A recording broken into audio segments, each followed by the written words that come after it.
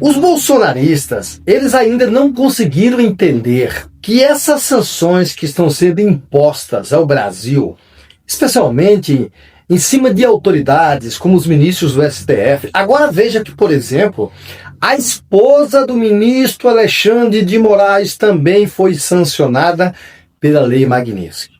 E a gente viu um vídeo do Eduardo Bolsonaro contando como se isso fosse uma vantagem, e a gente vê a alegria no olho desse psicopata.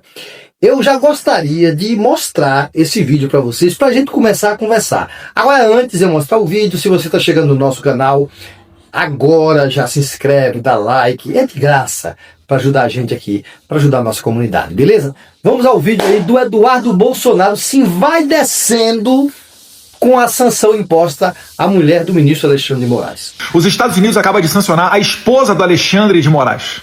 Ela agora, igual ao seu marido, também figura na lista da OFAC, o escritório do Tesouro americano encarregado de colocar essas sanções que proíbe a pessoa de ter qualquer relação com empresas americanas, sejam bancos, empresas de tecnologia e quaisquer outras.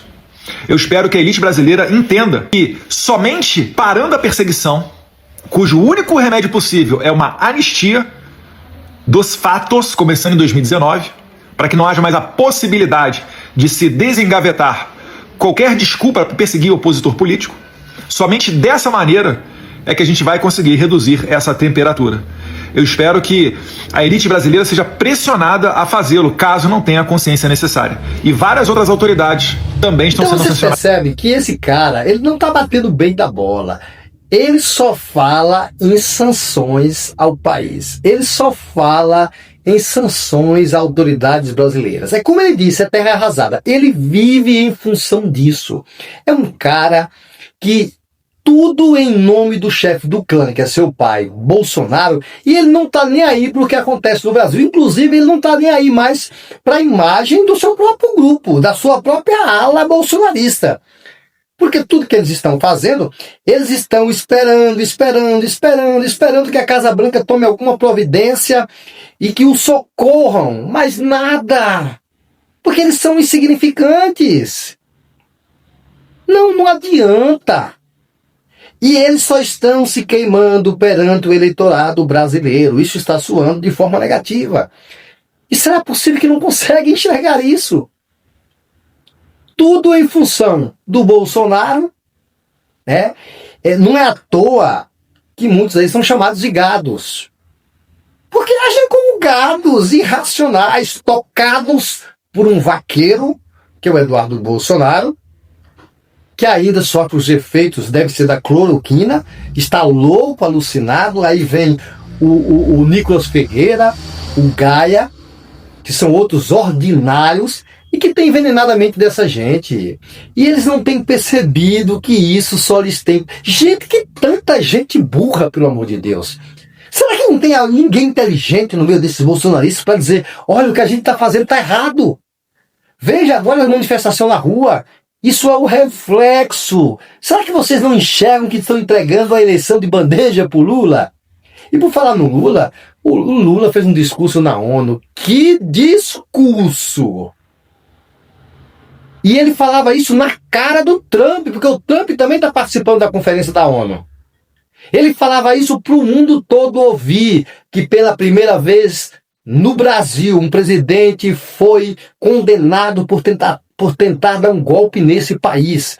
E que discurso! Discurso de um verdadeiro estadista. Vejam só. Existe um evidente paralelo entre a crise do multilateralismo e o enfraquecimento da democracia. O autoritarismo se fortalece quando nos omitimos frente à arbitrariedade. Quando a sociedade internacional vacila na defesa da paz, da soberania e do direito, as consequências são trágicas. Em todo o mundo, forças antidemocráticas tentam subjugar as instituições e sufocar as liberdades. Cultua a violência, exalta a ignorância, atua como milícias físicas e digitais e cerceiam a imprensa. Mesmo sob ataques sem precedentes, o Brasil optou por resistir e defender sua democracia reconquistada há 40 anos pelo seu povo depois de 2 décadas de governos ditatoriais. Não há justificativa para as medidas unilaterais e arbitrárias contra as nossas instituições e nossa economia. A agressão contra a independência do Poder Judiciário é inaceitável. Esta ingerência em assuntos internos conta com o auxílio de uma extrema-direita subserviente e saudosa de antigas hegemonias. Falsos patriotas arquitetam e promovem publicamente ações contra o Brasil. Não há pacificação com impunidade. Há poucos dias, e pela primeira vez em 525 anos de nossa história, um ex-chefe de Estado foi condenado por atentar contra o Estado Democrático de Direito. Foi investigado, indiciado e julgado, e responsabilizado pelos seus atos em um processo minucioso. Teve amplo direito de defesa, prerrogativa que as ditaduras negam às suas vítimas. Diante dos olhos do mundo, o Brasil deu um recado a todos os candidatos autocratas e aqueles que os apoiam.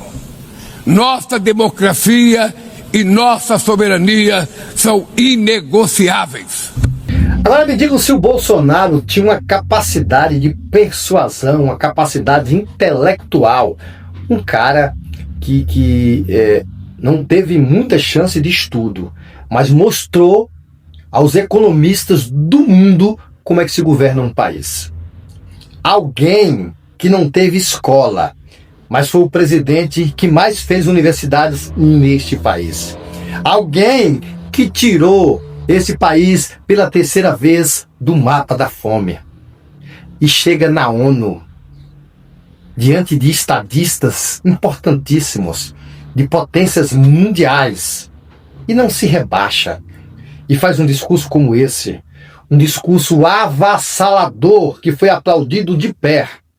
E ele mostrou ao mundo que aqui sim, aqui tem soberania, aqui tem democracia. E Lula mostra ao mundo que todos os que tentam afrontar a democracia desse país serão responsabilizados. A condenação do ex-presidente Jair Bolsonaro foi um exemplo de tudo isso.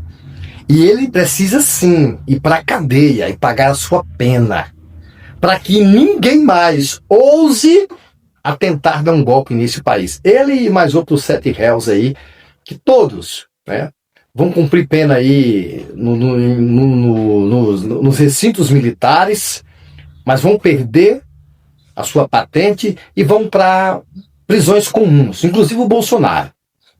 O Bolsonaro deve ir para Papuda, a não ser que os seus médicos realmente comprovem aí que ele tem um sério problema de saúde e que não pode ficar, por exemplo, na Papuda. O que eu acho que pode acontecer. Mas o nosso prazer é pelo menos ver Bolsonaro, nem que fosse uma semana na cadeia. E Lula fez esse discurso avassalador, mostrando para o mundo, inclusive para o Trump, que está na ONU, que esse país tem governante, que esse país tem estadista de verdade. O nome dele é Luiz Inácio Lula da Silva, o maior presidente da história, o maior estadista do mundo, considerado um animal político, um revolucionário, que ficará na história e nos anais da história política brasileira. É isso aí, gente. Muito obrigado pela sua audiência e até uma próxima notícia.